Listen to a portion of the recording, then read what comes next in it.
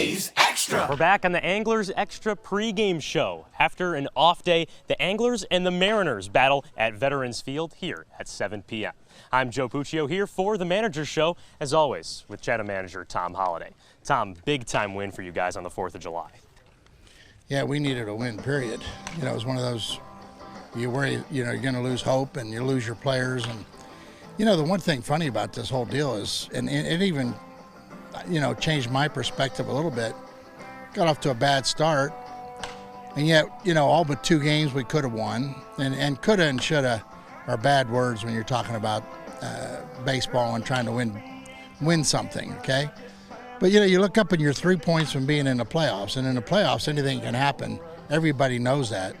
And when you're pitching like we are, if we continue to work at, finding the sweet spot with a bat, you just never know. So kind of changed the mindset a little bit. And so I think we're 2 points behind these guys. So we can pull one out tonight. We would be in the playoffs if it started tomorrow. So we'll see.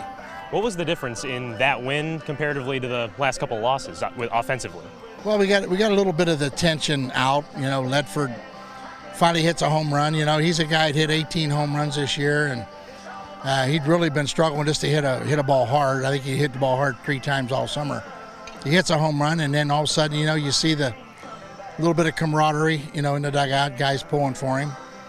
We lay down a bunt, and we get a base hit right after that. It makes us look smart, which we're not, but some just ordinary baseball moves inside the game instead of just letting them go up and swing and hack and come back and complain and put their head down. So we changed the focus just a little bit about playing the game and forget about, this 2 for 25 guys. They're all better than that. None of our guys are what their batting average is right now. They're all better than that. So quit looking behind you, look forward. How much did the rally duck influence the offense in the 4th of July? I don't even know what you're talking about, a rally duck. I don't know what you're talking about. Some of the players have a plush duck on top of the dugout now, and you guys are 1-0 with the duck on the. I'm just saying. You ought to know me by now. I think I've met you 4 weeks ago. You ought to know by now that if that duck had anything to do with that game, I'll eat that duck after the game tonight. Well, someone that should be helping out the offense over the next couple of games, Rusty Greer. Today is his first day here in Chatham. What's his impact been like early on? No impact yet. I mean, he doesn't want to be impact. He wants to observe, watch him, see if he can, see something that needs fixed. Nobody wants to jump right into anything and start fixing. You got to make sure it's broke before you fix it. And like I told him, I said, hey, it's yours. You do whatever you want. The biggest thing that we've had to deal with has been mental. It hasn't been physical. So, we'll see. And again, another opinion. Now you have to back off. When you bring another voice in, you have to back off because too many voices just creates confusion. So it'll be fun adapting to him, and we'll see. I mean, Rusty's a great guy and played in the big leagues. He knows where they want to go, and right now a lot of them are they're questioning their future. So maybe they can get something from him. One last question before we go. You mentioned the playoff points and the standings early on in this interview.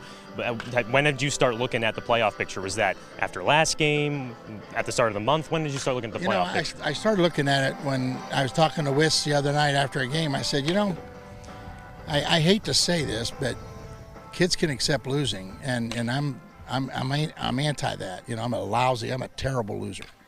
I have been my whole life, and I said, I really don't like people that are losers. And he's like, well, wait a minute. We're only 3 points from being in the playoffs. And I was just sitting there thinking, okay. So we're talking about that term. And are we letting them learn how to lose and beating each other up? That's what coaches do, if they care. If they don't care, they always blame the umpires. They always blame something else.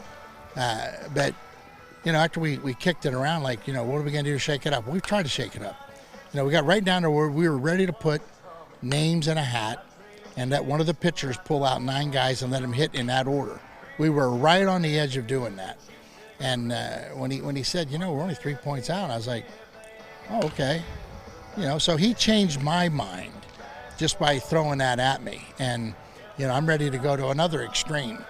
And that's basically when it happened, coming back after we got no hit, you know, over at Orleans the other night. You're a competitor and potentially a duck eater in the future. Tom, thanks for the time. You know, somebody told me they had duck the other night at a restaurant and said it was pretty good. So I'll eat duck. I won't eat that piece of crap on our dugout.